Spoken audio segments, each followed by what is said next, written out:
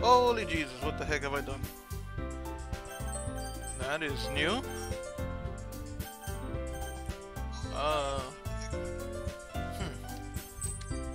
Technical difficulties, just a moment. Let me relaunch this. While I do that, good evening anyone out there. I am continuing my Doki Doki Literature Club stream tonight, and I will be flying solo tonight. I want to give a quick shout out to my buddy Shane, aka Ringleader, who will not be joining us, primarily because he is currently laid up in the hospital. Luckily, he is on the recovery, so he is doing better, but he experienced a bit of a cardiac episode, which did land him in the hospital. But again, he is on the recovery, so want to wish him a speedy convalescence. And at any rate, let's get this weird nonsense going. If I remember where I was last time, I was I had pissed which one would Sayori off or hurt her feelings or something, because I friend zoned her, and I was gonna be doing some kind of project with this one, Yuri. So let's see where that goes. Let's see, and last time I saved was right here. Alright.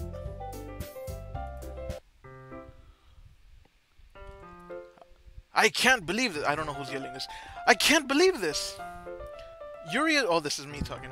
I can't believe this. Yuri coming to my house on Sunday? Even though I would have preferred to do this with Sayori, my anxiety still shoots through the roof.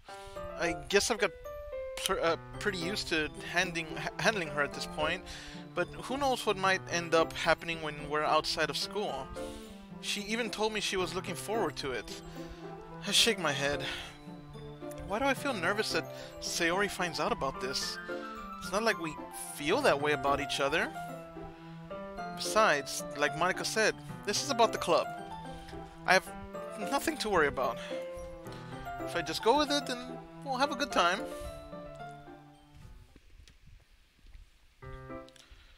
Oh, it's already Sunday. I've been getting increasingly anxious about Yuri's upcoming visit. I keep telling myself there's no reason to be nervous, but it doesn't help much. Yuri is clearly an introvert and also an intimate person in general. There's no doubt that she'll open up a little bit when it's just the two of us. Meanwhile, we've been texting occasionally. She was extremely apprehensive at first, but it wasn't long before I was already learning more about her. Sorry about that, one moment. But putting Yuri aside, I haven't heard a thing from Sayori since she left the club early the other day. It's not like we text each other all the time or anything, but I've been worried about her in the back of my mind. Between what Sayori said and what Monica said, is it really okay for me to put Sayori's feelings aside when she might need me? I decided to visit Sayori before Yuri comes over. Rather than asking, I simply tell her I'm coming over, much like we've done in the past. Once I reach Sayori's house, I knock on the door before entering it myself. Again, we used to play so often that we've made it a habit of simply entering each other's houses like we were family. The house is quiet. Sayori isn't anywhere on the first floor, so I assume she's up in her room. It's already strange of her not to run down and greet me. I head up to her bedroom where I finally find her. Sayori? Hi, Sushikura. Sayori greets me with a warm smile. I sit down in her room. Sayori forces a smile, but it's easy to tell that she's different. There's a minute of silence between us. You haven't come over like this in a long time, have you? She asks me meekly. I reply nervously. I guess you're right. It has been a long time. Not much really has changed, has it? I ask worriedly. Sayori's room is as messy as it's always been. I also recognize the same stuffed animals and wall decorations that she's had for years now. She giggles a bit. If you came over more often, it wouldn't be such a mess, she assures me. That's because I end up cleaning it for you, I say with a bit of a laugh. How come you suddenly wanted to come over today? She asks me with a bit more concern and worry in her voice. Aren't you supposed to see Yuri today? Yeah, but I mutter out. Wait, how did you know that? I ask. Sayori had already left by the time we decided that last meeting. Monica told me, Sayori replied, her warm smile returning to her face. It's only natural for her to keep me informed about the festival preparations, right? Ah, that's true, I acknowledge. But what about you, I ask? Aren't you going to be helping Monica today? Of course, she says, trying to exhibit some of her usual glee, though falling short a bit. But I'm just helping her online. We didn't plan to meet up or anything. Ah, so it's just me and Yuri then, I reply. Yep, she says, trying to force that smile. A disingenuous smile if I ever saw one. There's more silence between us. Sayori stares into a random direction. Everything about her behavior is really uncharacteristic. I finally get to the point. I just wanted to see how you were doing, I say. After you left on Friday, when something's wrong, you can't hide it from me. I know you too well, I advise her. So? Sayori smiles, shaking her head. That's no good, Sushikura, she says. Eh? I ask. Why can't it just be like it's always been, she asks me, her smile betraying a sadness shining in her eyes. This is all my fault, she says. If I didn't get so weak and accidentally express my feelings, if I didn't make that stupid mistake, she says as her smile fades into a dismal dejection, then you wouldn't have been worried about me at all. You wouldn't have come here, she said. You wouldn't have even been thinking about me right now, as her smile somewhat returns. But this is just my punishment, isn't it? She asks. I'm getting punished for being so selfish. I think that's why the world decided to have you come over today. Her smile seems to grow a little bit, and the warmness returns to her eyes. Just wants to torture me. She lets out a forceful giggle. Sayori, I exclaim. I grab her by the shoulders. What on earth are you saying? Are you listening to yourself right now? I beckon. I know something happened to you. There's no other explanation for you to be like this. So tell me already. Until I know, I won't be able to stop thinking about it, I demand. Sayori says with a bit of a nervous grin. She begins to chuckle and gives me an empathetic smile, an empty smile. You really put me in a trap, Sushikura, she replies. But you're wrong, she says as she looks back at me. Nothing happened to me. I've always been like this. You're just seeing it for the first time. Seeing what? I asked, confused as ever. What are you talking about, Sayori? She chuckles again. You're really just going to make me say it, aren't you, Sushikura? She asks, looking deep into my eyes. I guess I have no choice this time. The thing is, I've had really bad depression my whole life. Did you know that? She asks me. Her smile has gone and her eyes have sunk, though never wavering from my direction. Why do you think I'm late to school every day? Because most days I can't even find a reason to get out of bed. What reason is there to do anything when I fully know how worthless I am? Why go to school? She says as a betraying smile creeps in on her face. Why eat? Why make friends? The ironic smile lingers as her gaze goes off into the distance. Why make other people put their energy and caring to waste, having them spend it on me? That's what it feels like. That's why I just want to make everyone happy without anyone worrying about me. I'm taken aback, stunned, silent, in shock. I can't even figure out how to respond, where to begin. How is it possible that Sayori kept this from me the entire time that I've known her? Did she really want so badly for me to just not think about her? Why, Sayori? I ask, beckoning. Eh? She asks. Why is it that you never told me about this? It almost feels like I've been betrayed as your closest friend. Because if I knew, I would have done everything I could to support you, I exclaim, with a mixture of anger and sorrow brewing inside me. Even if there's only so much that I could do, I would have tried a little bit harder to make every day a little bit better for you, I assure her. That's why I'm your friend, I exclaim. All you had to do was tell me. You don't understand at all, Sushikura, Sayori says with a subtle nod.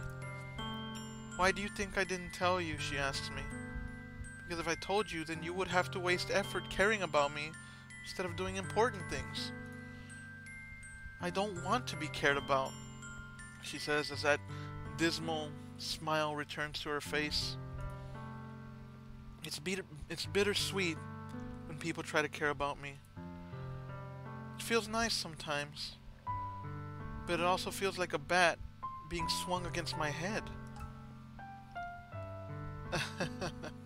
She laughs again, an empty, dismal laugh, a dejected one. That's why I wanted so badly for you to make friends with everyone else. Helping everyone be happy together is the best thing for me. But then I discovered something else too. Seeing you make friends and get closer with everyone in the club. She paused for a moment, continuing to look deep, a piercing gaze at me. But the smile is gone, her eyes saddened, reflecting something there that I can't quite make out. It feels like a spear going through my heart, she finally confessed. So, that's why I decided the world just wants to torture me. Every path leads to nothing but hurt. She chuckles again, forcing that smile back onto her face, a smile that is betrayed by the anguish in her eyes. You're right that I don't understand, I confess. I don't understand your feelings at all, Sayori. But I don't need to understand. Whatever it takes for me to help you stop hurting, that's what I'll do. No, Sushikura, she replies. There's nothing. Nothing at all. The only thing that could have helped is if everything could be like it always was. But I was selfish, she muttered. I finally showed you what a horrible person I am. The anguish returned to her eyes as her smile once again faded. Tears streaked down her face. I made you join the literature club because I was selfish, she confessed. And I was punished by my heart, hurting in a way that I couldn't understand. And now you came here, and I made you hurt too. I'm just weak and selfish, she says. Her smile returned, but the tears in her eyes continued to grow. That's all I am. And that's why I'm going to accept these punishments. Because I deserve every last one, she says, with a voice trembling in torment. Without thinking, I once again grab Sayori's shoulders. This time I pull her into a tight embrace. She mutters. Sushikura. Sayori, I whisper back. I don't care if you feel selfish. I'm really happy that you convinced me to join the club. Seeing you every day makes it worthwhile enough. If I make friends with everyone else, then that's just a bonus. But please, never underestimate how much I care about you. I wouldn't have it any other way. Sushikura, she mutters again. Sayori isn't hugging me back. Despite my arms being wrapped around her, Sayori's arms remain at her sides. She starts sobbing next to my ear. No, she says in a shaky voice. Don't do this to me. Please don't do this, she whimpers. Sushikura, Sayori barely manages to speak between her sobs. I don't know if I'm doing the right thing, but all I want is for her to know that I care. If you have it in you to call yourself selfish, then you have to let me be selfish too, I demand. No matter what it takes, I'll figure out what needs to change, I assure her. I'll make these feelings go away. And if there's anything that you need me to do, then you'd better tell me. I'll get mad if you don't. She's silent for a moment. I don't know, she whimpers back in response. I don't know. I don't know.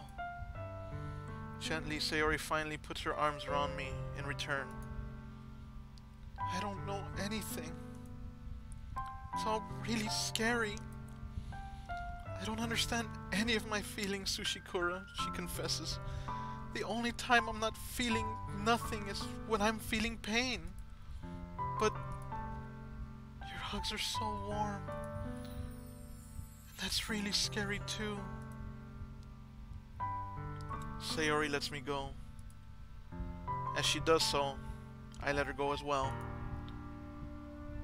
The festival's tomorrow, I say.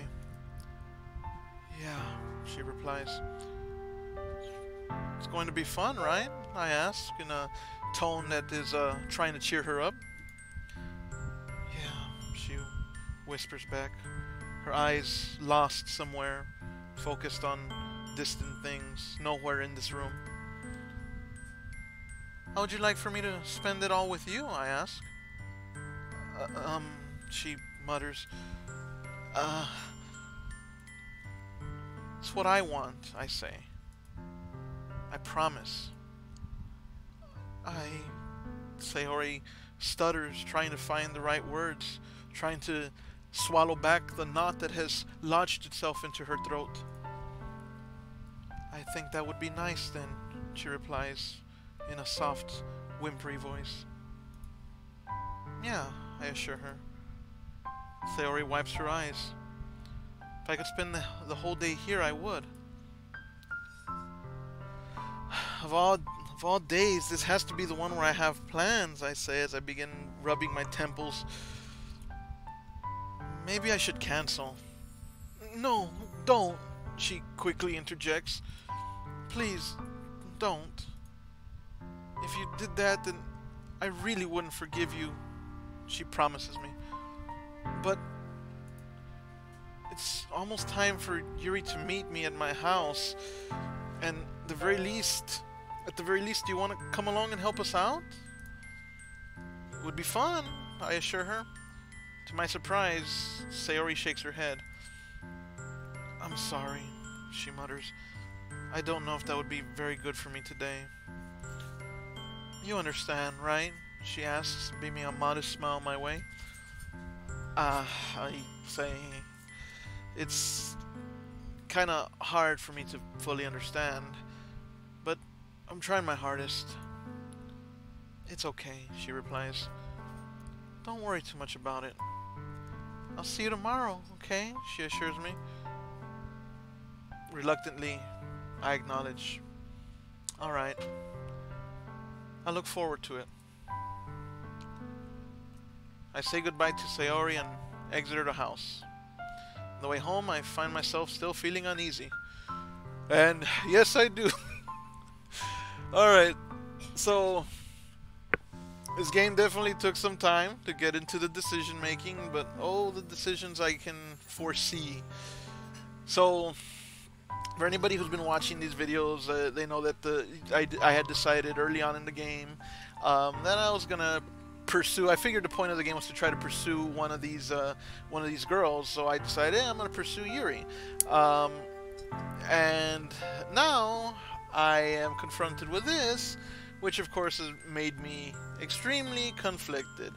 So I'm trying to think. We'll take the cinematic approach.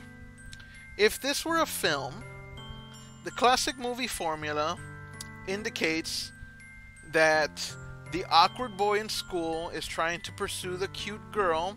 All the while, there was a girl who had a crush on him, and he was completely oblivious to it. They've always been friends, but never really were anything more than that. Never expressed anything more, and it was just kind of, you know, tucked away, hidden in the background. All the while, she longs for him while he is actively trying to pursue her. Then things get rolling, get triggered, what have you. We learn that our protagonist actually finds out about the crush that this other girl has on him, and in the end, they decide to stay with the original friend. I think playing this game out, if it were a movie, that's how it would play out. That I would end up with this other one, Sayori. However, is there any way, the challenge would be, is there any way in appeasing the other one, keeping her happy as a friend, finding out what's wrong with her life, trying to fix it, being there for her as a friend, maybe finding her a dude of her own, while still actively pursuing this other one, Yuri. Conundrums. There is the problem. Well, so I can definitely foresee some heavy and critical decision making in the future. So this is gonna turn really interesting really fast. We'll see what happens. Just to kind of give an update, for the time being, my main goal. Hey Jess, how's it going? So for the time being, my main goal, just to welcome to the stream, by the way, Jess, to kind of fill you in. I've been muttering to myself, kind of introspecting a bit. I don't know how far you've been following along with the story of this game, but basically my original thoughts were you have to pursue one girl.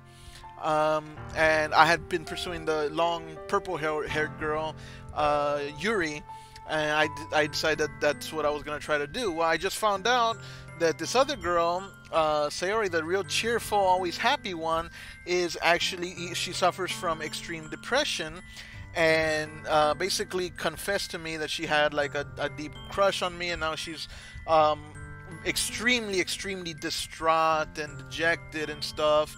So I'm just kind of like, oh, okay, so what the hell am I supposed to do now? I was kind of muttering to myself how in the movies, generally this kind of follows a movie-esque plot. Generally there's an awkward kid in school who has a crush on the hot girl. He tries to pursue her. All the while there is a girl, a more homely girl, that has a crush on him. They've been friends, but he's been completely oblivious to that crush, and in the end of the movie those two end up together, and the hot girl ends up somewhere else or doing something else or with someone else, or usually it turns out that she's kind of a jerk or something and she gets her comeuppance. So at this point I'm kind of thinking if this were a movie, by the end I would end up with this one, but at the same time I was wondering, I wonder if there's any way I can kind of still pursue the purple-haired one while appeasing this one, maybe help her with her depression, help her find someone of her own or something. So this game has definitely gotten a bit more complex than I originally was expecting or was originally giving it credit for. So yeah, that's what just played out. But anyway, let's see what goes on from here. On the way home, I find myself still feeling uneasy, but it's hard for me to keep thinking about it when Yuri is about to come over too. I think Sayori is right. I shouldn't be worrying too much, and we're definitely going to have a great time tomorrow. I should just focus on what's ahead of me. As I approach my house, I see something that makes me feel a moment of panic. Yuri, I stutter. Ah, she's there at my gate. Thank goodness, she replies. You're a little early, I say.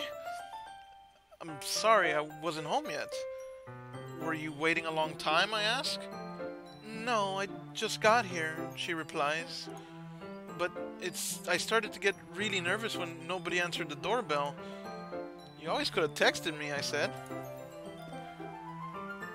Okay, thank you for the spoiler, reckless nightclubber.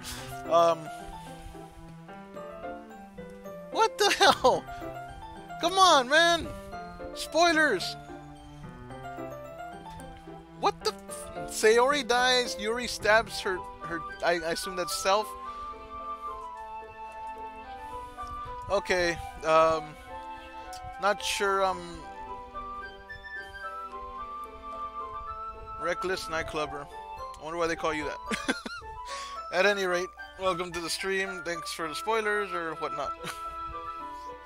Well, we shall see, because I don't know whether or not to believe you, so it'll be fun finding out. At any rate, continuing on. If I had known, I would have reassured you and hurried more on my way home. I suppose that's true, Yuri responds nervously. I didn't think of that for some reason. Should be common sense to do that, but I decide to ignore it. Anyway, let's go inside, I say. I see you brought a lot of stuff with you. That's right, she says as she beams a modest smile my way. And did you manage to find everything I asked you to buy as well? Yeah, pretty much, I assure. At least I hope I got everything right. I'm sure it will be fine, she acknowledges. I take Yuri to my room. The first thing she does is glance around curiously, which makes me feel anxious. It's so clean, she asks, or she says. I chuckle nervously. I cleaned it before you came over, so that's very considerate of you to do, she acknowledges. No, I say. I would be really embarrassed for my room to be a mess while you were here. She mutters. Well, I do enjoy cleaning. I would have gladly helped you clean. That would have been even more embarrassing, I assure her. Wait, don't look in there, I exclaim as I snatch Yuri's wrist, which was in the process of opening a desk drawer of mine. Yuri stutters in response. I'm sorry, she says apologetically. I wasn't thinking for some reason, as she begins fumbling with her hair. I was just spacing out. It's fine, I quickly try to assure her. I let go of Yuri's wrist. She puts both of her hands firmly in her lap, as if making sure she's keeping track of them. So, should we get started? I mutter. She says as a smile beams back onto her face. Yes. I have a few things planned that you can help with. Decorations and other atmospheric enhancements. Atmospheric enhancements, I ask. You know, mood lighting, aromatherapy candles. Oh, wow, I reply. I didn't know you planned on taking it that far. Of course, she says, beaming a smile. I want to help take our guests to a faraway place. Although many people will stop by just out of curiosity. And for cupcakes, I guess. I'm determined to provide an experience that will leave them wanting more. That's great, I say. It's easy to forget that you're a pretty intense person. She mutters. Intense? I guess that's the best way to put it. Is that a bad thing? She modestly asks. No, not at all. It's something that I like about you, actually. Is that so? She asks as she blushes a little and smiles. That makes me feel relieved and kinda happy, she says, smiling and looking away. Yeah, no need to be so anxious, I assure her. You can relax a little. Relax, she says with a sigh. I brought some things for relaxation. I was going to use them during the poetry event. Oh yeah? Like what? I ask. Let's see. Yuri rummages through her bag. She pulls out a few candles and a wooden cylinder-shaped object. I did some shopping on the way here, so I happen to have these in my bag. I plan to cover the windows in black paper and use candles to light the room. I think that would be amazing, don't you? She asks, beaming an eager smile my way. Yeah, that'd be really neat. Oh, and hey, well, what's going on? Yeah, that would be really neat, I encourage. What's that wooden thing, though? Oh, this? She asks as she holds it up. It's a diffuser for essential oils. How familiar are you with aromatherapy? Not familiar at all, I confess. Ah, is that so? It's one of my favorite contributors to a positive atmosphere. Depending on the oils or herbs you choose, you can change the mood of the air itself. You can even feel it permeate your body, she says. Relaxation, positive energy, romance, reflection, she says as she seems to lose herself. Hello? Did I hear somebody? Did I hear a cow? Oh, I'm here. Don't mind me. Do continue. What's going on, man? Hey, I'm horribly ill, so please. Well, just to let you know, I hope you feel a lot better. And Ring is not joining us tonight because he actually had a minor cardiac episode. So, he's in the hospital himself. So I am saddened to hear that people all around me are getting ill. I was going to make that crack itself, but please do continue. I hope you feel better, sir. But yes. Anyway, proceeding on. Relaxation, positive energy, romance, reflection, she says as she loses herself into an almost trance-like state. It's almost like magic. Yuri takes the cylinder and pushes a switch on the bottom. In just a moment, a thin ray of vapor begins to spout through the air, through a whole small... I ruined that. Begins to spout through a small hole on the top. Wow, that smells wonderful, I say as I take a big whiff. What kind of mood is that one for? This is jasmine essential oil, she explains. It smells a little sweet and flowery, right? Yeah, that's a good way to describe it, I nod. I chose jasmine for the event because it provides more than relaxation, she says. Jasmine enhances your emotions and helps you feel them flow through your body. You feel warmer and your heart pounds more heavily, she says. Don't you think that would be perfect for sharing our poems? She asks, looking deeply into my eyes. It does sound suitable, I reply. But you seem to know a lot about this, so I'll trust your opinion with anything. Yuri smiles gently, clearly enjoying herself. Let's forgo the poetry and go to a more direct transmission of intense emotion. Well, I've actually already been pretty damn conflicted, like, early on with this game, like, at the start of the stream, so I'm second-guessing pursuing this one here, but we'll see we'll see what I decide to do. Let's keep going. She again reaches... Hey, how's it going, Jess? How you doing? I don't know if you saw me, but I saw you. The mood setter. You saw me? Uh-huh. Where? I went to go visit Ring in the hospital, and you were there with Obs. Oh, I didn't know you were. I didn't see you. I saw Jess or Val, I should say, briefly. Yes, because she went into the room and the nurse kicked me out. But yeah, I got kicked out too. I saw Obs as he was leaving. I guess you left before him, but I didn't. I saw you. I saw you. Quite the disappointment, right? You definitely didn't look like how I was expecting. That's for sure. I told you. Anyway, continuing on. She again reaches into her bag and pulls out several spools of thin ribbon. What are those for, I ask. Well, did you purchase the origami paper I asked you to get? She beckons. Yeah, I have it over here, I say. We won't be using the paper for folding origami. What I'd like to do is write a different word on each paper. We'll need about 100 of them. Oh, yeah? I ask. What will those be used for? Well, I'm going to cut pieces of ribbon to hang from the doorway of the classroom. Then we can fasten the paper onto the ribbon to create a doorway curtain. Wouldn't that be beautiful? She asks. It would also catch the eyes of those passing by the room. It may attract some to peek inside. That's really creative, I say. I had no idea you'd be so good at this, Yuri.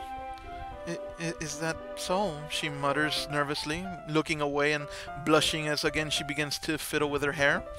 Well, I suppose I do get a little intense, as you put it. She chuckles a bit. Yuri giggles with red cheeks. Is it just me, or is she more relaxed when it's just the two of us? Or maybe it's just the excitement she feels from sharing something that she enjoys. Here's a marker, Sushikura, she says as she hands me a marker. You can write any characters you want. I'll help you once I'm finished cutting the ribbons. Ah, alright, I respond. Sitting on the floor together, the two of us get to work. I carefully draw a different... Jesse, I hope to God you're not reading the chat. I already did. The Mr. Reckless already, came in recklessly. So you know everything now. I was trying to fool myself into thinking maybe he was just kind of spouting out stuff, but if you're confirming it, then I guess I do. So, thank you all! Damn it! Can't play a game without having spoilers? Still complete the game as it stands. I guess. I'm sorry. No, that's alright, it's alright. I mean, this started as a Valentine's Day special for the channel. I did not expect to continue this. But to be fair, that's the bad ending. And I figure there's multiple endings. I'm gonna see if I can, compile my decisions in such a way that it will leave everybody happy, if possible. I don't know if that'll be possible, but if Mass Effect taught me anything, you put the hours into it, you can. Whatever. Anyway. Anyway, I need to gather the forces of the galaxy. Never mind. Anyway, I carefully draw a different character on each paper, doing my best to manage my bad handwriting. Yuri unravels a long strand of red ribbon to her desired length. Then she reaches into her bag once more and pulls out a pocket knife. I ask as I look at the glint of the knife. The knife is strangely beautiful. The silver handle has an intricate pattern of waves etched into it. The blade itself is gently tinted blue. That's no ordinary pocket knife, I say. Looks really fancy. Yuri mutters in response, again going back to her trademark hair fiddling. Well, embarrassed, she looks away. What is it, I ask. You're going to think it's weird. Yuri, whatever it is, I have no reason to judge, I assure her. To each their own, If you promise you won't be weirded out, she says, looking out the corner of her eye at me. Yeah, I promise. Alright, she says, her modest smile returning as she looks back in my direction. The thing is, I'm kinda into knives. They're just so pretty. I can't help it. I don't know what it is. The combination of craftsmanship and feeling of danger, maybe. What am I saying? She mutters again as she loses her nerve midway. Please, don't think I'm weird for this. I chuckle. You're laughing at me, she says as her smile turns into a dismal frown. No, I'm not laughing at you, I promise. It's just funny how nervous you got about sharing. It's an interesting thing to be into, I guess. But I think it kind of suits you. Suits me? She asks modestly. Yeah, it's kind of intense. I continue to chuckle. Besides, it's a really cool looking knife. I can't deny that. It is, isn't it? She says, with her warm, modest smile returning to her face once more. Yuri relaxes her expression once again. Would you like to hold it? She asks me. Sure, I'll check it out. Yuri carefully hands me the knife with the handle facing me. I take it and turn it around in my hands. It feels heavy and extremely solid.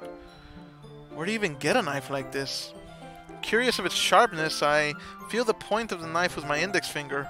Ow! I say as I prick myself. Sushikura! She exclaims in concern. Why did you do that? I didn't expect it to be that sharp, I say, trying to shake off the stupidity. I barely touched it at all. It's my fault, she says as her eyes sink again and a frown grows on her face. I should have warned you. This knife is extremely sharp. It can cut through skin like it's paper. Oh no, she sighs in dismal... I don't know, discontent. Running out of descriptors, are we? Well, I'm trying not to be repetitive. It's a little easier when you're doing it on paper than live, you know. Anyway, a small drop of blood trickles down the side of my finger. Yuri takes my hand and gives the wound a closer look. Ah, she mutters. She stares at it and noticeably fidgets. If you're squeamish, I'll go wash it off now, I assure her. Without warning, Yuri puts my finger in her mouth and licks the wound. Ah, yes. I imagine you now blushing like a schoolboy who has just discovered his father's collection of Playboy. Wow. I am out of descriptors for that. Let's see. Well, I'm gonna go. I've been on YouTube too long. Nice YouTube channel, by the way. Thank you, sir.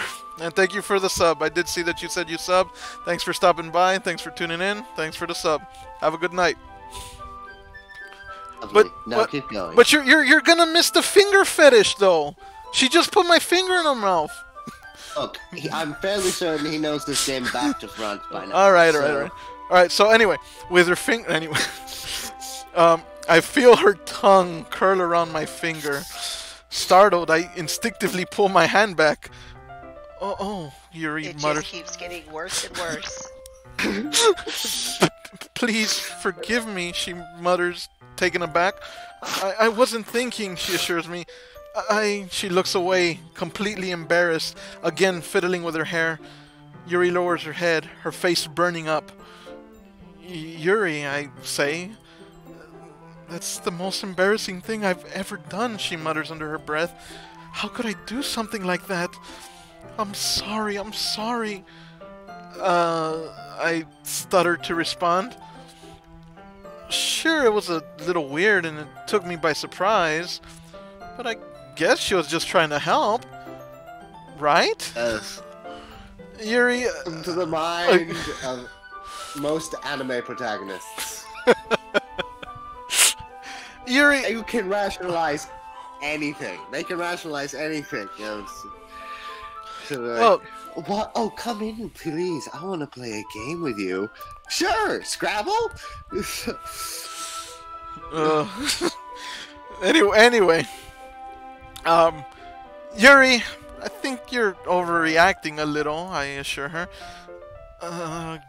Yuri creaks in response. She doesn't lift her head. What if she doesn't recover from this for the rest of the afternoon? Alright, you know what? This might be a stupid thing to do, but I do it anyway. I take the knife and cut all my fingers. No, I'm just kidding. Really? Well, I mean... anyway, I'm kind of wondering what this next thing is. What is it I'm gonna do? I'm wondering. Okay. Real quick. I gotta try to figure out what I'm gonna do. So, I cut my finger. She put it in her mouth. So, this might be a stupid thing to do. My bet is going to be that I'm gonna take her hand and put her finger in my mouth. That's my guess. Let's see what. I honestly have no idea. I always go with Natsuki. Well, let's see if this is right. This might be a stupid thing to do, but I do it anyway. I take Yuri's hand and lick her index finger. Right on the money. I knew. See? Oh God, I'm in tune with. Jess, as the resident woman, is this sexy in any regard? What kind of reactions is this inciting out of you? Hard pass. Not gonna answer that question.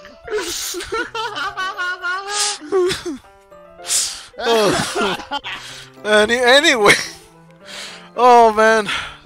Just imagine you slowly pulling her finger down. You're like taking your time with the finger, letting it caress. I take Yuri's hand and lick her index finger in return.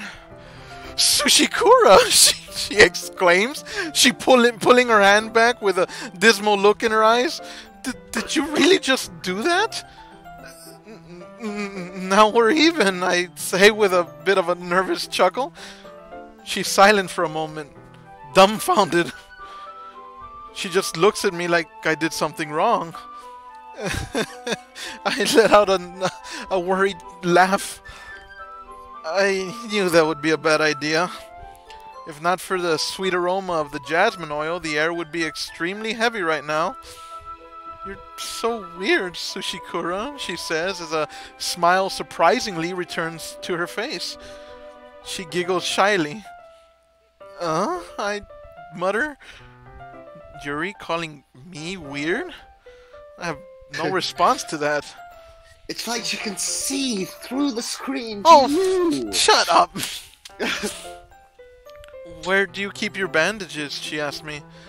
I don't think I need one, actually. I respond. It was a tiny cut. Look, it already stopped bleeding, I say as I show her the finger, hoping that she'll put it in her mouth again. Yes. Yes. I see, Yuri replies. That's relieving. The tension is quickly lifted. We each resume our respective activities. I watch Yuri's knife cut through the ribbon like it's nothing but air. Meanwhile, I continue to make progress on the paper. After we finish attaching the paper to the ribbons, we lay them all out side by side. It looks better than I expected and will be very effective as a door curtain. Looks great, I assure. Good thinking coming up with this, Yuri. Ah, thanks, she humbly replies. It's just something I saw online, really. Are you ready to move on to the next task? Yeah, let's do it, I assure. What do you have in mind? I'd like to create a banner, she says meekly. That's why I asked you to buy the paint tablets. Ah, that's right. One of the items Yuri had asked me to buy was a kit of watercolor paint tablets.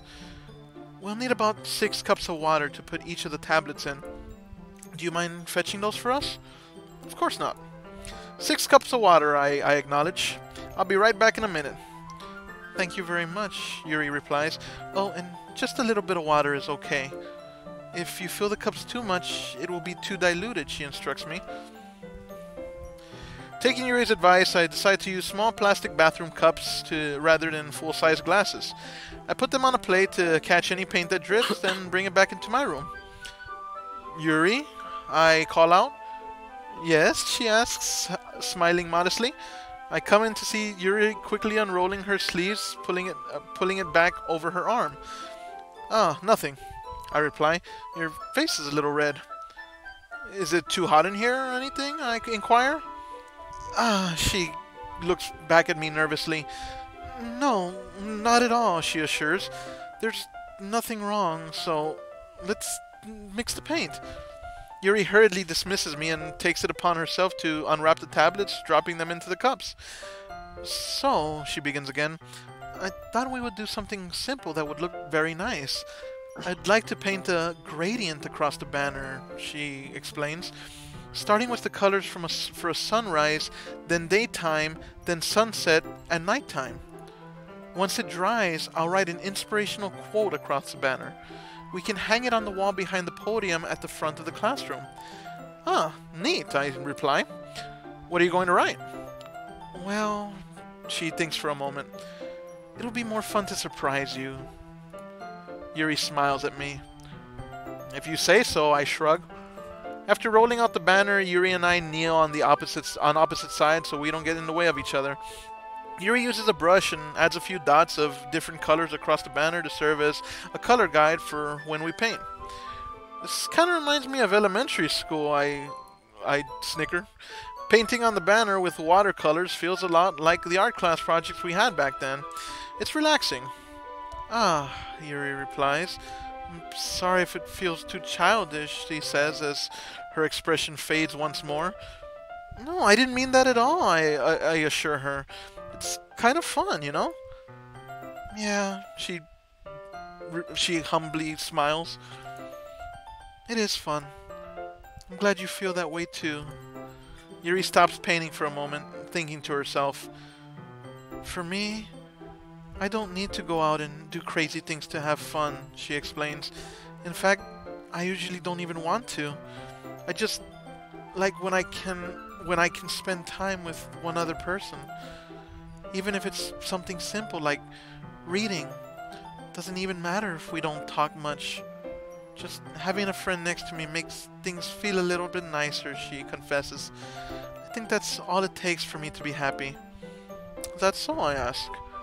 Even if Yuri and I are quite different, I can understand where she's coming from. I feel that way about things like anime and games, where simply sharing the experience with someone can make me happy. I think I feel the same way, I acknowledge. Yuri smiles gently. I knew you would understand, she says. Yuri leans over the banner to grab an unused paintbrush. But I move at the same time, causing my head to bump into hers. Oh, really? Come on. Isn't this like... This is like the most cliche thing. Anyway. Yes. Sorry, it's cliche, and cliches bother me.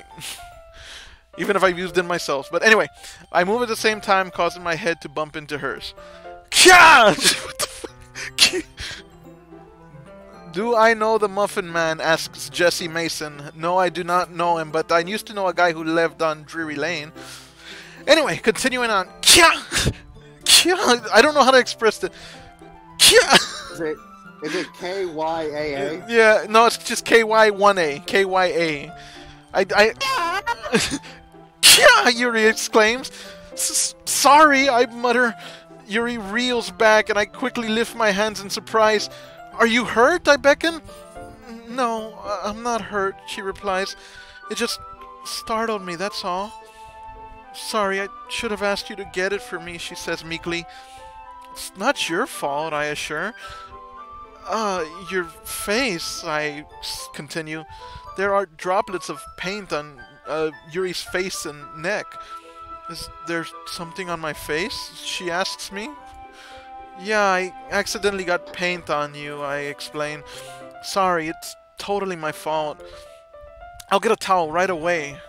I rush out and fetch a small towel, then dampen it with hot water. I return to my room and kneel back down in front of her. Here, I say. I pat down Yuri's face and neck with the towel. Ah, Yuri says as she closes her eyes, seemingly losing herself in the moment. Is something wrong, I say? It's hot. I just didn't expect it. Sorry, I say. I didn't want to use cold water. Having finished, I start to retract my hand, but Yuri suddenly holds my wrist. Wait, she says. I question. Just for a little longer. It feels really nice. Ah. I keep my hand still against Yuri's neck. She looks into my eyes. It's an intense expression that I recognize from when she reads her books. Almost as if she's lost in a daze, enveloped by her own thoughts. She breathes gently, half through slightly parted lips. What is happening? Is it the aroma of the jasmine oil giving me this dizzy feeling? Yuri's gentle fingers wrap around my wrist and send a tingling sensation through my arm. And suddenly, her face seems to be much closer to mine than it was just a moment ago. Yuri slowly pulls away. Sorry, she mutters. I've been feeling a little lightheaded today. I didn't mean to space out, she says softly. It's fine, I mutter myself in response. The moment is over as soon as it began. Yuri picks up her brush again, but her movements seem clumsier, like she's unable to focus. I remain silent, forced to ignore the event that just transpired. I hesitantly retrieve my own brush and continue following Yuri's example. That should do it, I say. That should do it, I say, hard-handedly or heavy-handedly, I don't know. I finish filling the night sky with white dots that look like stars. Looking at the banner as a whole, it's very pretty and natural looking. I think it came out better than expected, Yuri declared. I'm really happy with the result. Yeah, me too, I concur. Are you going to add the lettering now? Not yet, she replies. It needs to dry first. That's true, but won't that take a while? Well, perhaps it would be best to leave it here, then have you bring it in the morning, she says as she glances away. I can do the lettering in the classroom before our event starts. Is that okay? That's totally fine, I assure. Wonderful, she meekly offers up.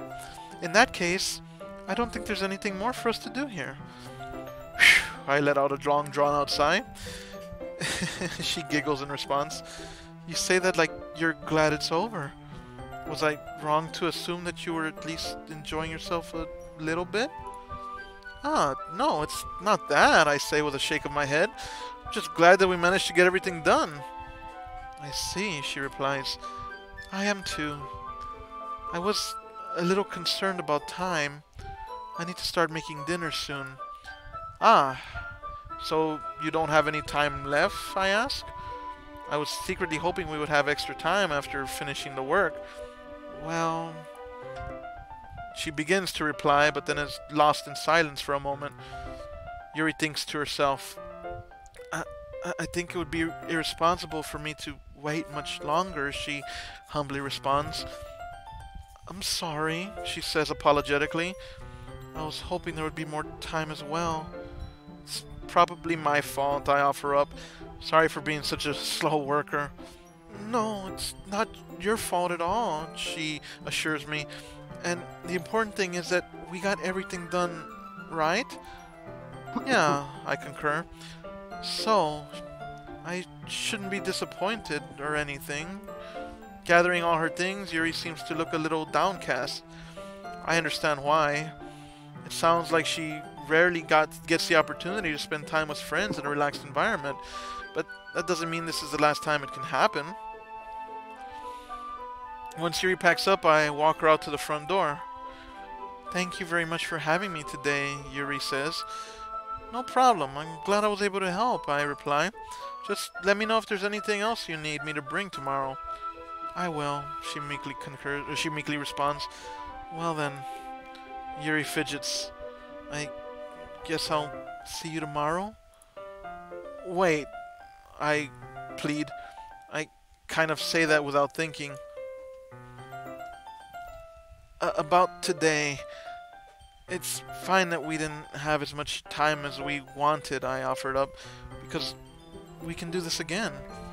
Whenever you want, you can come over, or we can go out somewhere. Oh, I forgot you don't like going out much, I fidget in response. As I stumble over my words, Yuri simply smiles bashfully. Anyway, you know what I'm trying to say, so... You're very thoughtful, Sushikura, she meekly says as she looks into my eyes. Yuri takes a step closer to me, then briefly squeezes my hand. I kind of like that about you. Well, how am I supposed to respond to that? But I don't even get a chance to as Yuri suddenly pulls back. Sayori, she says as she glances out the corner of her eye. I exclaim as I look around myself. Ah, Sayori chimes in, and hang on. Oh, anyway, sorry about that. Ah, Sayori suddenly chimes in. Hi, Sushikura. Sayori, I quickly greet. just now, we weren't... Sayori giggles in response. It's okay, Sushikura. I just stopped by to say hi. Yuri mutters out nervously. Well, it's nice to see you. I'm sorry, but I'm already on my way to leave. Oh, really? Sayori replies. That's too bad. I'm sorry, Yuri responds. But we'll all be together at the festival tomorrow, so that's fine, right? Of course, Sayori gleefully exclaims, her bright, cheerful smile returning to her face. Sayori beams. Yeah, so... Yuri mutters as she begins fiddling with her hair. I'll see you tomorrow. Clearly embarrassed, Yuri hurries off. Sayori waves goodbye after her. Sayori, I muster up. I thought you didn't want to come over today. Well, she giggles, showing a light smile and something new reflecting in her eyes. I tried staying in my room, but my imagination was being really mean to me, she offered up. So I had to come here and see it for myself. See what? I asked. What are you talking about? You know, how much fun you were having with Yuri, and how close you got to her. It makes me really happy that you've made such good friends, she offers up, as tears seem to muster up in her eyes.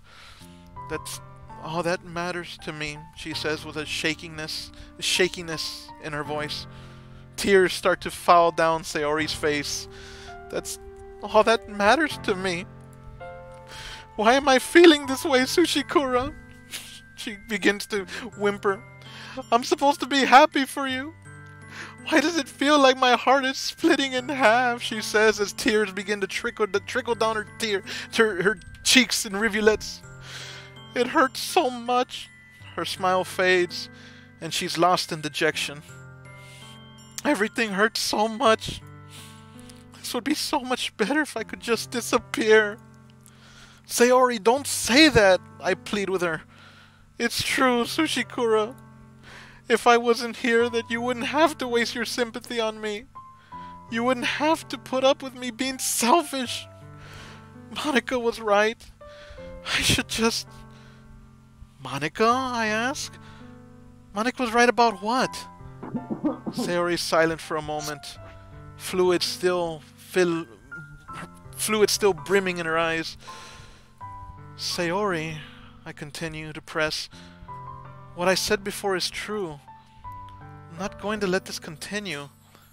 Caring about you like this isn't the burden your mind is making it out to be. It's something that makes me happy. It's something that I wouldn't trade for anything. So even if it takes an entire lifetime, I'm going to be by your side until you don't feel any more pain. But Sayori mutters in response. She looks away. I put a hand on her shoulder to reassure her. I'm scared, Sushikura. I'm really scared. What are you scared of, Sayori? I beckon. I'm scared that... She's silent for a moment. That I might like you more than you like me. Sayori? I ask, trying to get the rest of that statement out of her, trying to pry it out.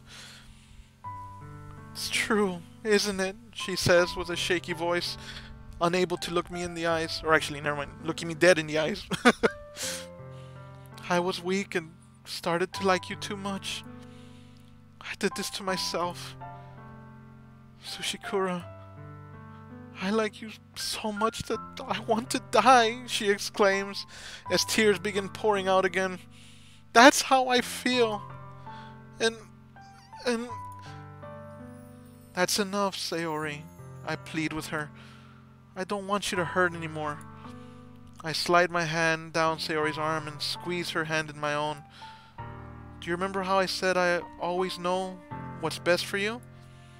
Do you still believe me? I ask of her. Wordlessly, Sayori nods. Even if you don't understand all of your own feelings, I know what you need the most right now. And that's what I'm going to give you.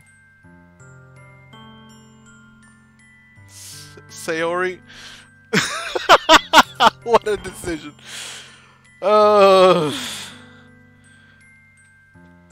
Alright, so time for some analysis here. I have a decision. Yes. So, Will... Didn't you say that you were second guessing Yuri? Well, here's the thing. I was analyzing this a little bit earlier.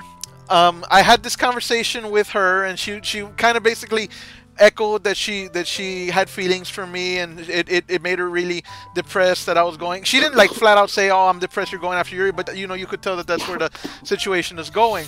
So I kind of took a cinematic analysis of the situation. In movies, the trademark thing is basically there's always an awkward guy chasing after the pretty girl. All the while, there's his friend who they've always been just friends, but nothing more. But she secretly has a crush on the guy. As the story progresses, the guy ends up finding out that his friend has feelings for him, and he kind of realizes, oh man, you know what? I feel the same way about her. You know, and in the end, the awkward guy, gets together with the girl, whereas the hot girl turns out most of the time turns out to be a jerk or something like that, or ends up somewhere else. So, I could take that cinematic approach, but at the same time, I wanted to see if there would be a way to challenge myself in the game of continuing on with my original pursuit of the other one, the purple-haired girl, Yuri, while trying to make sure that this one was reassured and not heartbroken and stuff. But given her level of devastation, I don't think that's possible. Like, I don't know, it's weird. But yeah, maybe I'm way overanalyzing this, but I love you can mean like a sisterly love or a friend. I love you as a friend. I love you. What? Think of the genre of this game. Uh-huh. The term "I love you." Do you really think they mean it as, "Oh, I love you platonically," when they have the friend zone option literally beneath that? I'm like, this got me very, very conflicted. I'm like, cause I don't know, man. The other chick's into knives. I mean, that's badass. Come on. Yes. Jess, do you want to weigh in here? I have no strong opinion. In the end, it's up to you. I have to admit, I have to agree with you, sir, in regards to think about the genre of this game. Yeah. There is no backing out, yo. It kind of draws you in, doesn't it? I did not expect to get sucked into this game in this fashion. I did not expect this. I need to make a decision. I'm like 50-50. I really am. All right. I've got a way to do it. No, what? Let me see. I've got a quarter right here. No. It needs to be okay. Look, just trust me on this. Okay. Trust me on this. Oh, fine. I made my decision, but go ahead. Okay. Heads, I love you. Tails, be dearest friend. All right. Admit it. You want me to say one option more than the other? I do, because I've already made the decision I'm gonna make. I'm gonna see how. Motherfucker. Fuck. I'm gonna do one thing. Anyway, I know exactly what. And Jesse, one last thing. What? One last thing. That you will not save scum. I will not save scum. Yeah, basically that means if this option turns out a way you don't want it to, that you won't reload back to this point. Okay? I'm going to the end. I'm not gonna. Yeah, and I'm gonna do this just cause Right. I'm gonna do this. I'm gonna fuck it. I feel like she needs me more than the other one, so I'm gonna do this. I love you. Right. So, oh, there you go. The yeah. answer has been. Yeah, The here we lie go. has More onto the breach, dear So, friends. Sayori, I love you. Eh? Sayori stutters in response, possibly wondering if she heard me right. Those are my true feelings, I reassure her. So, there's no way you could like me more than I like you. I should have realized it sooner. But spending time with everyone at the club, making new friends, and having fun with you every day, it helped me realize that you're truly the most important person to me. That's why I'll accept any of your burdens. As long as we continue like this every day, with you by my side, then I know we'll both be happy. Tsushikura, Sayori musters up a response.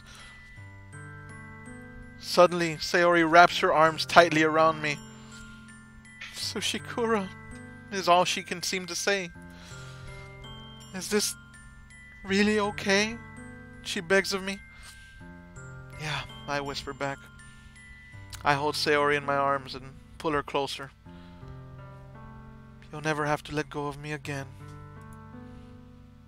I love you, Tsushikura, she whispers. I want to be with you forever. Me too, I acknowledge. There's a silence for a moment. I feel Sayori's grip around me weaken a little bit. What is it, she asks. What is this, she asks. Sayori? I'm supposed to be happy right now. I always thought this would be the happiest moment for me. But why?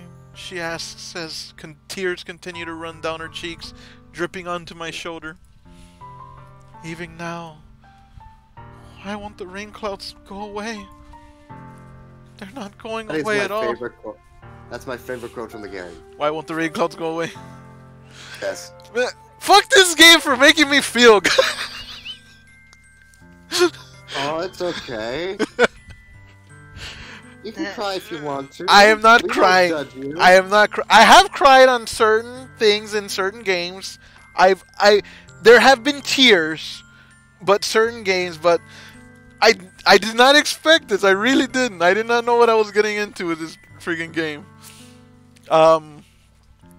They're not going away at all. Tsushikura, Sayori mutters in a trembling voice. It's okay, Sayori, I say. It might take some time for things to get better again, but no matter how long it takes, I'll be there every step of the way. That's all that matters right now. Okay. I trust you, she concedes. Sayori and I slowly release each other. So, I try to muster up. I guess that makes the festival tomorrow our first date, huh? Sayori giggles a little, a light smile beaming on her face, with a profound contemplation beaming in her eyes. What are you saying? She asks me. I don't want to think about those things, you know? I want everything to be the same as it's always been. Even if we really are a couple. I don't know if I could handle anything more right now. It's really new and scary to me. I understand, I say with a nod.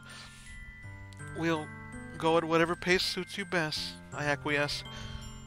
Hey, Tsushikura, she says, looking back at me, beaming a humble smile. Sayori gazes at me once again, smiling sadly. Even if I get really, really sad, this is the best thing for me, right? I don't really understand what Sayori means by that. Are you saying that this is making you feel sad, Sayori? I don't know, she says as she looks off into the distance, her smile again fading into dejection. I don't understand what I'm feeling. felt like a bunch of thorns when you told me you loved me. But that's why I want to trust you. You know what's best for me. Yeah, I reply. I do. That's my promise. I say that, but in reality I've never felt more uncertain when it comes to Sayori. I know that I love her, and she loves me. But I'm having as much trouble understanding Sayori's feelings as she is. Even though I can comfort her, I keep wondering if I should be doing something more, something different. I know these thoughts will continue to plague me until things are back to the way they were. Is that what the Sayori meant by not wanting anything to change? I don't know. But I know that I'll give it everything I've got.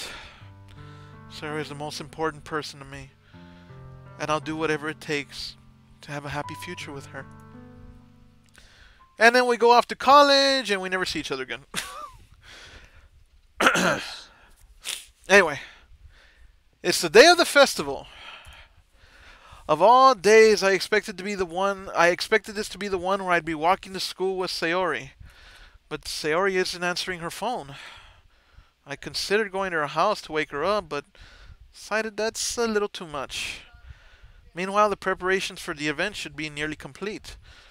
The banner Yuri and I painted is dry, and I gently rolled it up to take it with me. And then a sinking feeling suddenly comes over me, because I'm like, oh shit, Yuri. No. Anyway, she sent me a pleasant text reminding me not to forget anything, and I reassured her. Funnily enough, I probably feel the same way as Natsuki about the event. The guy's so nervous right now.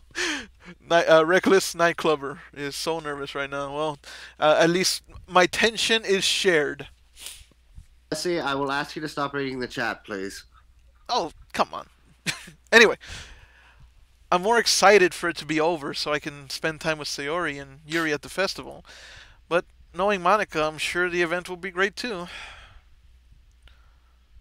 Sushikura, Monica greets me. You're the first one here. Thanks for being early. That's funny. I thought at least Yuri would be here by now, I say as I look around the room. Monica's placing little booklets on each of the desks in the classroom. They must be the ones she prepared that have all the poems we're performing. In the end, I found a random poem online that I thought Monica would like and submitted it. So that's the one I'll be performing. I'm surprised you didn't bring Sayori with you, Monica says, looking at me with a bit of concern reflected in her eyes. Yeah, she overslept again. That dummy, I say. You'd think that on days this important she'd try a little harder. I say that, but I suddenly remember what Sayori told me yesterday. And I suddenly feel awful knowing it's not nearly that simple for her. I only said it because it's the way I'm used to thinking. But maybe I should have gone to wake her up after all, I ask myself. Monica chuckles. You should take a little responsibility for her, Sushikura. I mean, especially after your exchange with her yesterday. God damn, she knows. I mean, especially after your exchange with her yesterday. You kind of left her hanging this morning, you know.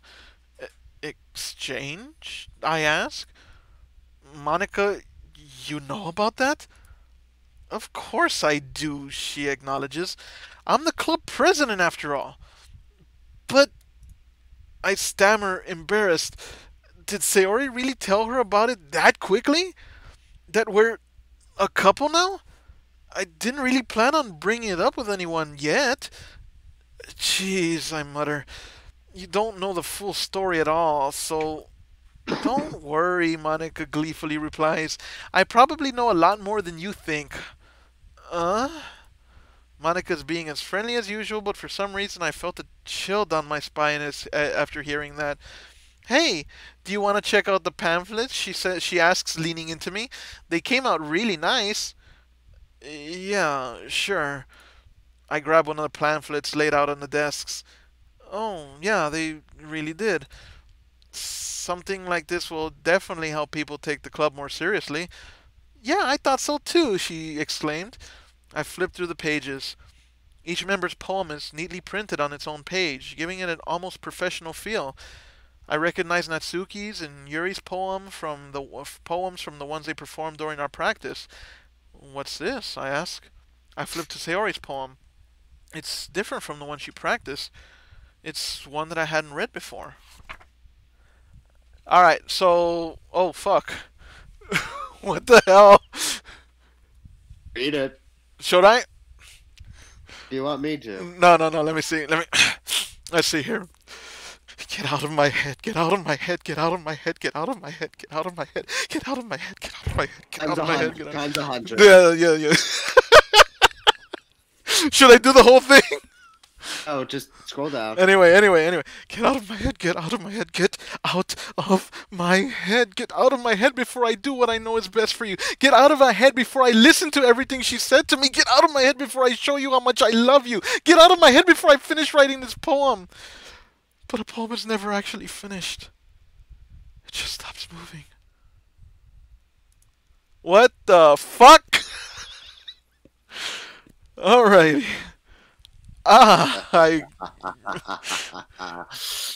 Disturbing. So fuck. Anyway. I stutter. What is this?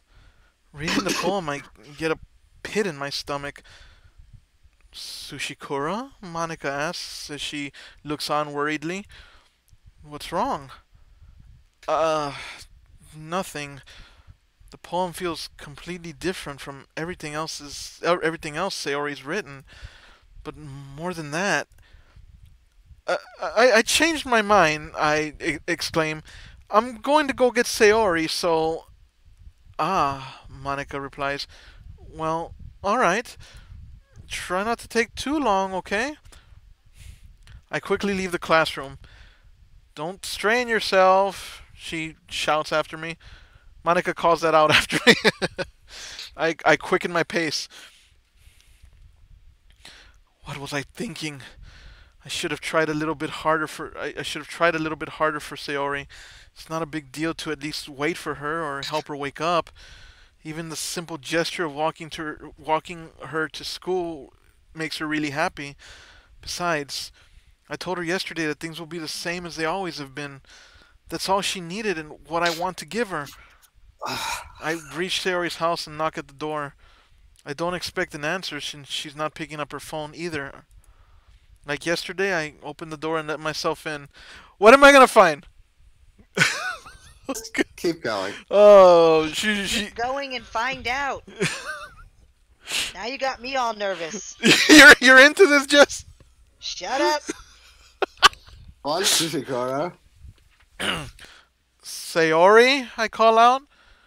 She really is a heavy sleeper. I swallow. I can't believe I ended up doing this after all. Waking her up in her own house. It really is something that a boyfriend would do, isn't it? In any case, it just feels right. Outside Sayori's room, I knock on her door. Sayori? Wake up, dummy. There's no response. I really didn't want to have to enter her room like this. Isn't it kind of like a breach of privacy? But she really leaves me no choice. I gently open the door. So, oh! What the? I shouldn't laugh though. What the fuck? The music kicks in. Yes. Oh, hey, look at that. The screen's fucking up. What in the hell? What in the hell?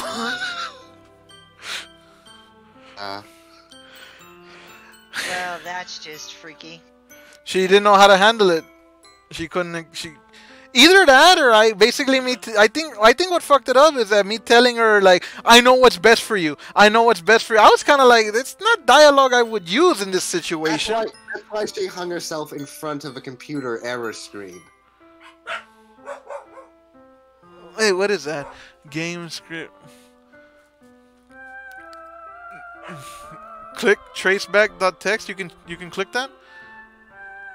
I don't know. Why don't you click and see what happens? What the hell? What the hell? Is this a nightmare? It has to be. This isn't real. There's no way this can be real. Sayori wouldn't do this. Everything was normal until a few days ago. That's why I can't believe what my eyes are showing me. I suppressed the urge to vomit. Just yesterday, I told Sayori I would be there for her. I told her I know what's best and that everything will be okay. Then, why? Why would she do this? How could I be so helpless? What did I do wrong? Confessing to her? I shouldn't have confessed to her. That's not what Sayori needed at all. She even told me how painful it is for others to care about her. Then why did I confess to her and make her feel even worse? Why was I so selfish? This is my fault. My swarming thoughts kept telling me everything I could have done to prevent this. If I just spent more time with her, walked her to school, and remained friends with her like it's always been, then I could have prevented this. I know I could have prevented this. Screw the literature club. Screw the festival. I just lost my best friend. Someone I grew up with. She's gone forever now. Nothing I can do can bring her back. This isn't some game where I can reset it. This isn't... What? This isn't some game where I can reset and try something different. I had only one chance and I wasn't careful enough. And now I'll carry this guilt with me until I die. Nothing in my life is worth more than hers. But I still couldn't do what she needed from me. And now, I can never take it back. Never. Never. Never. Never. Never. What the fuck? As you laugh. It's like a nervous laugh.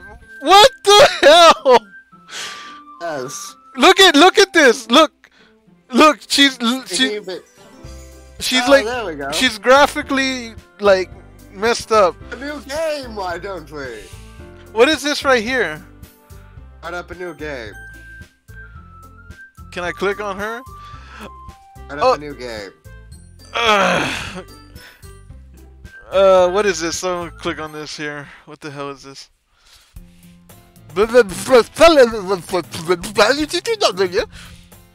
I see an annoying girl running towards me from the distance, waving her arms in the air like she's totally oblivious to any attention she might draw to herself. That girl is my neighbor and good friend since we were children.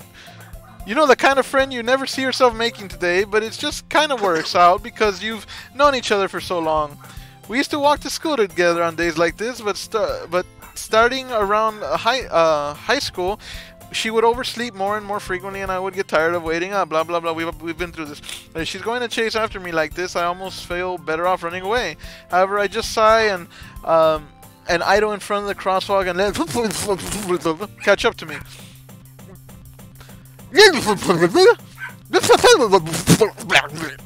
What the hell? It's an ordinary school day like any other. What in the hell is going on? Mornings are usually worse being surrounded by couples and friends. You've just started a new game. I know it's weird revisiting the same passage, but it's just a new game, same as always. Hey, well, settle down. Alright, mornings are usually the worst being surrounded by couples and friend groups walking to school together. Meanwhile, I've always walked to school alone. What is this? Some Doctor Who shit? Am I caught in like a temporal causality? A freaking temporal flux? What the shit? I always tell myself it's about time I meet some girls or something like that, but I have no motivation to join any clubs. I'm perfectly content. Okay, so she's been erased from existence now. Basically, Doc Brown went back in time and stopped her parents from getting together, so now she doesn't exist. Okay, got it. Okay, perfectly exist. I'm perfectly content just getting by on the average while spending my free time on games and anime. There's always the anime club, but it's not like there would be any girls in it anyway. So, okay, before we continue any further, is this really a new game? Like, and it's basically just she no longer exists, and I basically it's a brand new game. Is that really how it is? I don't know what you mean. I don't know. I've never played this before, so don't ask me. Reason I ask is because I've been doing about hour to hour and a half streams, and I think this might be a good stopping point for this. Some time to process things and you know pick it up again next time. Why don't you go to the end of this day? The end of this day. All right, we'll go to the end of the day. Well, we'll go to the end of the day, and we'll see what happens here. Alright, the school day... It's the same game that you played before. Wouldn't it be fucked up if at the end of the game I end up being the programmer that's programming this, and I'm just some lonely, what do they call it, weeb or something in a basement programming a game, and basically like somebody comes, a pizza delivery girl knocks on my door and I fall in love or some weird... Yes, that would be weird. Continue playing. Anyway, alright, the school day is as ordinary as ever. It's like I'm all discombobulated now. Like I can't even get back into character. I'll try. The school day is... What? Nothing, just continue. The school day is as ordinary as ever, and it's over before I know it. After I pack up my things, I stare blankly at the wall, looking for an ounce of motivation. Clubs, I mutter to myself. There really aren't any that interest me. Besides, most of them would probably be way too demanding for me to want to deal with. I guess I have no choice but to start with the anime club. Sushikura? I suddenly hear my name called out. What the... Monica? Monica, I ask, because her figure appears in my field of vision. Oh my goodness, I totally didn't expect to see you here, she greets me. It's been a while, right? Yeah, it has, I mutter. Monica smiles sweetly. We do know each other. Well, we rarely talk, but we were in the same class last year. Monica was probably the most popular girl in class. Smart, beautiful, athletic. Basically completely out of my league. So, having her smile at me generally feels a little... What did you come in here for, anyway, I ask. Oh, I've just been looking for some supplies to use for my club.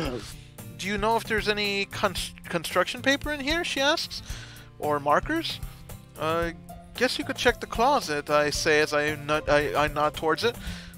You're in the debate club, right? I ask. About that, she chuckles. I actually quit the debate club. Really? You quit? Yeah, she replies. To be honest, I can't stand all of the politics around the major clubs. It feels like nothing but arguing about the budget and publicity and how to prepare for events. I'd much rather take something I personally enjoy and make something special out of it. In that case, what club did you decide to join, I ask. Actually, I'm starting a new one, she exclaims. A literature club. What the hell? Literature? What the hell? My screen just did a weird flicker. I didn't see anything. Go on. It's the glitch in the Matrix, man. Go on. Literature, I ask. That sounds kind of dull. How many members do you have so far, I ask. She giggles a bit as she leans into me. It's kind of embarrassing, but there's only 3 of us so far. 3. It's really hard to find new members for something that sounds so boring. Well, I can see that, I say. But it's really not boring at all, you know, she exclaims eagerly. Literature can be anything. Reading, writing, poetry. I mean, One of my members even keeps her manga collection in the club room. Wait, really? I say as my eyebrows bounce a bit. Yeah, it's funny, right? She always insists that manga is literature too. I mean, she's not wrong, I guess, Monica replies with a shrug. And besides, a member's a member, right? Did Monica say she? Hey, Sushikura, she suddenly snaps me out of my trance. By any chance, are you still looking for a club to join? I mean, I guess so, but in that case, is there any chance you could do me a big favor? I won't ask you to join, but if you could at the very least visit my club, it would make me really happy. Please, she says with beckoning eyes. She insists with beckoning eyes. Well, I guess I have no reason to refuse. Besides, how could I ever refuse someone like Monica? Sure, I guess I could check it out. Ah, awesome, she exclaims. You're really sweet, Sushikura. You know that? It's nothing, really. Shall we go then? She asks. I'll look for the materials another time. You're more important. And thus today marks the day I sold my soul to Monica and her irresistible smile. I timidly follow Monica across the school and upstairs, a section of the school I rarely visit, being generally used for third-year classes and activities. Monica, full of energy, swings open the classroom door. What the hell is going on? I'm back! I really don't see anything. Oh, shut up. Actually, I don't see anything wrong. It's just the same game. Hush. Keep going. I'm back, Monica cheerfully exclaims, and I brought a guest with me. Oh my god! Stop doing this, freaking me out. I'm like worried for jump scares now. Why would there be jump scares? Oh, this is a dating show. Shut up! You know exactly. You know damn right. Anyway, a raven-haired girl nervously chimes in. It's the purplest raven I've ever seen. Oh, well, yes, it's a purple raven. Okay, they have those in Japan. Seriously, you brought a boy? A pink-haired girl snidely rebukes. Way to kill the atmosphere. Don't be mean, Natsuki. But anyway, welcome to the club, Sushikura. I'm silent for a moment. All words escape me in the situation. This club is full of incredibly cute girls. So, let me guess, the pink-haired girl chimes in. You're Monica's boyfriend, right? What? I muster up nervously. No, I'm not. Natsuki, the purple-haired girl replies. The girl with a sour attitude, whose name is apparently Natsuki, is the one I don't recognize. Her small figure makes me think it's probably a first year. Anyway, this isn't Natsuki. Energetic as usual. And this is Yuri, the vice president, she says as she introduces the two girls. It's nice to meet you, Yuri greets me bashfully. Yuri, who appears comparably more mature and timid, seems to have a hard time keeping up with someone like Natsuki. Yeah, it's nice to meet both of you, I say. So, I ran into Sushikura in a classroom and he decided to come check out the club. Isn't that great? Wait, Monica, Natsuki chimes in. Didn't I tell you to let me know in advance before you brought anyone new? I was going to, well, you know. Sorry, Monica says apologetically. I didn't forget that, but I just happened to run into him. In that case, I should at least make some tea, right? Yuri says as she beams a modest smile. Yeah, that would be great, Monica exclaims. Why don't you come sit down, Sushikura? The girls have a few desks arranged to form a table. Yuri walks over to the corner of the room and opens a closet. Meanwhile, Monica and Natsuki sit across from each other. Still feeling awkward, I take a seat next to Monica. So, I know you didn't really plan on coming here, but we'll make sure you feel right at home, okay? She asks me. As president of the literature club, it's my duty to make the club fun and exciting for everyone. I'm surprised there aren't more people in the club yet, I reply. It must be hard to start a new club. You could put it that way, Monica cheerfully declares. Not many people are very interested in putting out all the effort to start something brand new, especially when it's something that doesn't grab your attention like literature. You have to work hard to convince people that you're both fun and worthwhile. But it makes school events like the festival that much more important. I'm confident that we can all really grow this club before we graduate. Right, Natsuki? Monica asks as she turns and looks around her shoulder. Well, Natsuki grumbles. I guess. Natsuki reluctantly agrees. Such different girls, all interested in the same goal. Monica must have worked really hard just to find these two. Yuri returns to the table carrying a tea set. She carefully places a teacup in front of each of us before setting down the teapot in the middle. You keep a whole tea set in a classroom, I say as I look up at her.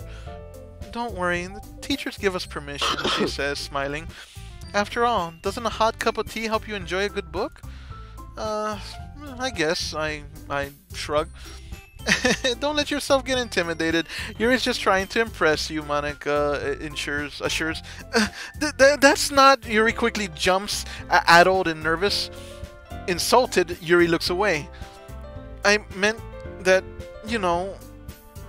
I believe you, I assure. Well, tea and reading might not be a pastime for me, but at least I enjoy tea, I concur. I'm glad, she breathes a sigh of relief. Yuri faintly smiles to herself in relief. So, Sushikura, what kind of things do you like to read? She asks of me. Well, I search for a response. Considering how little I've read these past few years, I don't really have a good way of answering that.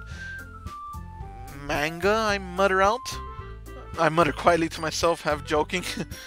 Natsuki's head suddenly perks up. It looks like she wants to say something, but she keeps quiet. Not much of a reader, I guess, she says as her eyes sink a little. Well, that can change, I assure. What am I saying? I spoke without thinking after seeing Yuri's sad smile. Anyway, what about you? I ask of her. Well, let's see. Yuri traces the rim of her teacup with her finger. My favorites are usually novels that build deep and complex fantasy worlds. The level of creativity and craftsmanship behind them is amazing to me. And telling a good story in such a foreign world is equally impressive. Yuri goes on, clearly passionate about her reading. She seems so reserved and timid since the moment I walked in, but it's obvious by the way her eyes light up that she finds comfort in the world of books and people. But, you know, I like a lot of things, she says, breathing a sigh under her breath as she seems to lose herself in a trance-like state. Stories with deep psychological elements usually immerse me as well. Isn't it amazing how a writer can so deliberately take advantage of your own lack of imagination to completely throw you for a loop? Anyway, I've been reading a lot of horror lately. Ah, I read a horror book once, I offered up. I desperately grasped something I can relate to at the minimum level. At this rate, Yuri might as well be having a conversation with a rock. I'd expect that from you, Yuri, Monica chimes in. It suits your personality. Oh, is that so? Yuri modestly replies. Really, if a story makes me think or takes me to another world, then I really can't put it down. Surreal horror is often very successful at changing the way you look at the world, if only for a brief moment. Straight out of Junji Ito, and it's driving me nuts. What? Junji Ito, he's a manga artist. Uh-huh. He did a manga called Yes. Higurashi Naku Nakaru ni, and it's really, this is the same premise. Keep reading. Keep reading. We're into this now. Anyway. Ugh. We're all into this now. Welcome to my world. There's punch and cookies by the door. Ugh. I hate horror, Natsuki scoffs with her arms crossed. Oh? Why's that? Yuri asks. Well, I just...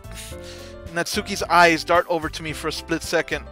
Never mind, she concedes. That's right. You usually like to write about cute things, don't you, Natsuki? Monica chimes in. What? Natsuki replies embarrassed. What gives you that idea? You left a piece of scrap paper behind last club meeting. It looked like you were working on a poem called... Don't say it out loud! Natsuki stops Monica before she can continue. And give that back, she demands. Fine, fine, Monica cheerfully replies. That's Natsuki, you write your own poems, I ask? Well, I guess sometimes, Natsuki replies, her expression somewhat softened. Why do you care? I think that's impressive, I reply. Why don't you share them sometimes? No, Natsuki grumbles as she crosses her arms and looks away. Natsuki averts her eyes. You wouldn't like them, she assures. Not a very confident writer yet, I ask. I understand how Natsuki feels, Yuri interjects. Sharing that level of writing takes more than just confidence. The truest form of writing is writing to oneself. You must be willing to open up to your readers, exposing your vulnerabilities and showing even the deepest reaches of your heart. Do you have writing experience too, Yuri? Monica asks, smiling. Maybe if you share some of your work, you can set an example and help Natsuki feel comfortable enough to share hers.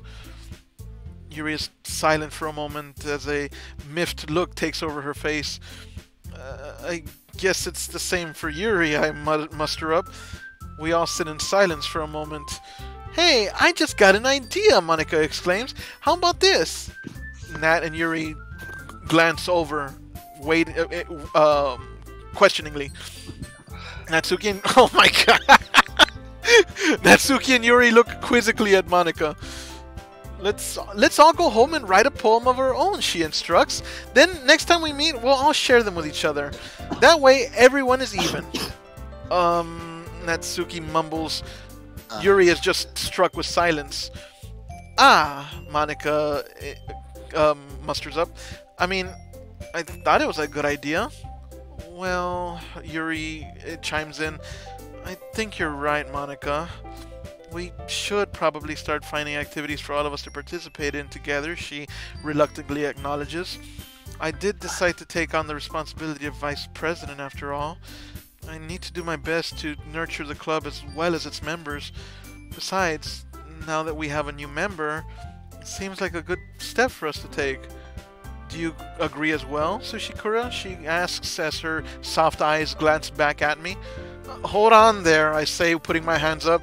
There's still one problem. Huh? What's that? Monica asks worriedly. Now that we've reached the most important topic, I bluntly come forth with what's been on my mind the whole time. I never said I would join this club. Monica may have convinced me to stop by, but I never made any decision. I still have other clubs to look at, and I suddenly lose my train of thought. All three girls stare back at me with dejected eyes. But Monica stutters. I'm sorry. I thought, Yuri interjects as her head sinks a bit between her shoulders. Natsuki just musters up a scoff as she turns and looks away with her arms crossed. I creak. The girls exchange glances before Monica turns back to me. I guess I need to tell you the truth, Sushikura, she begins again. The thing is, we don't have enough members yet to form an official club. We need 4. And I've been trying really, really hard to find new members. And if we don't find one before the festival, I'm taken aback, stunned in silence for a moment as I know where this is going. I'm defenseless against these girls. How am I supposed to make a clear-headed decision when it's like this? I would feel terrible for letting everyone down in this situation. And besides, the club itself seems pretty relaxed. So if writing poems is the price I need to pay in order to spend every day with these beautiful girls... Right, I muster up. Okay, I've decided then. I'll join the literature club. One by one, the girls' eyes light up. Oh my goodness, really? Monica asks with a gleeful exhibition in her eyes. Do you really mean that, Sushikura? She asks beckoningly. Yeah, I reply with a sigh. Could be fun, right? I shrug. You really did scare me for a moment, Yuri says, breathing a sigh of relief. I mean, if you really just left after all this, I would be super pissed, Natsuki. Natsuki chided. Sushikura, I'm so happy, Monika said. We can become an official club now. Thank you so much for this. You're really amazing. I don't know, Kamiyui. I couldn't think of a quick descriptor. Sorry. Anyway, I'll do everything I can to give. Fuck, I lost my train of thought. I'll do everything I can to give you a great time. Okay. Oh, thanks. Jesse. Oh, shut up. Thanks, I guess. Okay, everyone. Oh my god, this just keeps getting worse and worse. Why? It's actually real. It's like very repetitive now. I'm kind of wondering what, like, if this is gonna, like, am I gonna eliminate all these girls? Like, am I gonna kill them off one by one? And start the game over and over and over again? But anyway, I think with that we can. One before? Oh, shut up. Anyway, I just want. Anyway, continue. I think with that, we can officially end today's meeting on a good note. Everyone remember tonight's assignment. Write a poem to bring to the next meeting so we can all share. Monika looks over at me once more. Sushikura, I look forward to seeing how you express yourself. Yeah, I mutter in response. Can I really impress the class star Monika with my mediocre writing skills? I already feel the anxiety welling up in me. Meanwhile, the girls continue to chit-chat as Yuri cleans up the tea set. I guess I'll be on my way then. Okay, Monika gleefully exclaims. I'll see you tomorrow then. I can't wait. With that, I despise... What? Oh, that? With that, I depart the club room and make my way home. The whole way, my mind wanders back and forth between the three girls. Natsuki, Yuri, and of course, Monika. Will I really be happy spending every day after school in a literature club? Perhaps I'll have the chance to grow closer to one of these girls. Alright. I'll just need to make the most of my circumstances, and I'm sure good fortune will find me. And I guess that starts with writing a poem tonight. Alright. You have unlocked a special poem. Would you like to read it? Dare I? Yeah, sure. Dare I? Sure, go ahead. What's the worst that can happen? Fucking the other Sayori chick comes back as a zombie and tries to crawl to my screen ring style. The ring style. Just Alright. I'm unlocking the poem. Shut up. Oh my god. Wait a minute. Oh. Happy thoughts. Oh, that's adorable. That is adorable, isn't it? Look at the lovely colors of the blood. Oh, look, there's blood on her hands. I wonder why. Sweet Jesus. What am I fucking playing? Playing a dating sim. Oh god. But yeah, I think that's a good place to call it. I think so too. Alright. So welcome to the real game, Jesse. I guess I'm continuing this. Yes, yes you are. Okay, so when should I schedule the next? I've been doing this, I think, Thursdays and Saturdays, right? Alright, so... yeah. Alright, next stream, for anybody who's tuned in. It's been 2 hours, so I think that's a good place to wrap up the stream. I'm going to go ahead and save right here. Where's my mouse? Save. We're going to save right here. Next Saturday, same time, 8 o'clock. For anybody... Yeah, we've been doing this Thursday nights and Saturday nights. That's when I've been doing this stream. So Thursday nights, Saturday nights at around 8 o'clock. Until we see this game to fruition or termination or whatever this game concludes with. All your old saves are gone. On my old what? No, they're not. Shit. Where are they then? What the fuck? I thought it was on a... What the fuck? Fuck you, game. What are you doing? What are you doing? This is mildly disturbing. It is disturbing. This is freaking me out, man.